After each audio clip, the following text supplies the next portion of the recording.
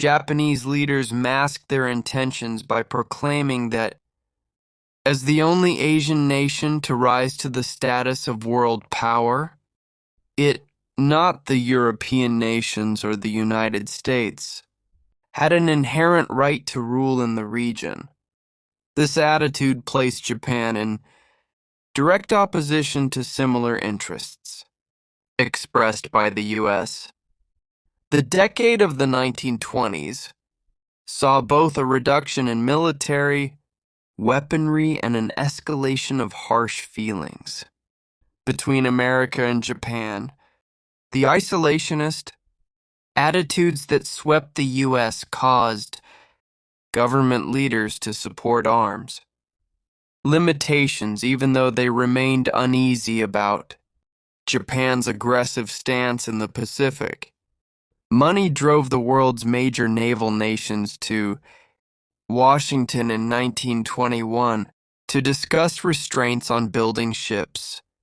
Most countries could not afford an escalating naval arms race, and over a 3-month period they formulated an agreement to halt naval construction.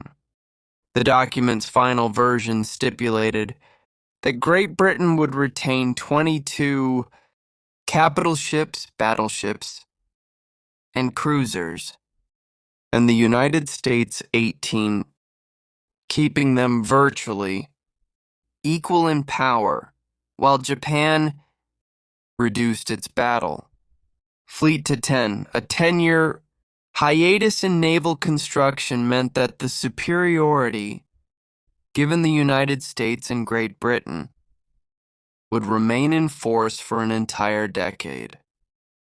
But Japanese leaders facing world support for the conference acceded to its demands. The Washington Naval Conference slowed the arms race, but it embittered the Japanese, who believed that the U.S. and Great Britain only wanted to keep Japan in an inferior position in the Pacific and excluded from status as a world power. They departed Washington determined to address the wrongs inflicted on them. Other events in the U.S. contributed to Japan's growing resentment. Although built on the principles of equality and fair play, the United States government had a deplorable history of bigotry toward the Japanese and Japanese Americans. In 1907, the school board in San Francisco, California, refused to allow Japanese children to attend school. 6 years later, the California state legislature passed a law prohibiting Japanese from owning land, and in 1924, Congress passed a biased immigration law. Japan was so enraged by this 1924 law that on the day it took effect in the U.S., the Japanese government declared a national day of humiliation. Japanese rumblings in the Pacific unnerved people in the United States, who had frequently referred to Asians as the Yellow Peril. At first, the Chinese, and then the Japanese, were seen as threats to the white-dominated rule that had existed in the Pacific and throughout the world.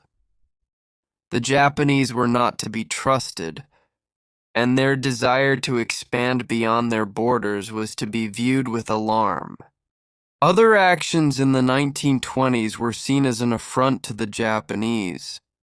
The Kellogg-Briand Pact of 1928 condemned war as a course of action, which to the Japanese meant that those in control, Great Britain and the United States, would remain in control.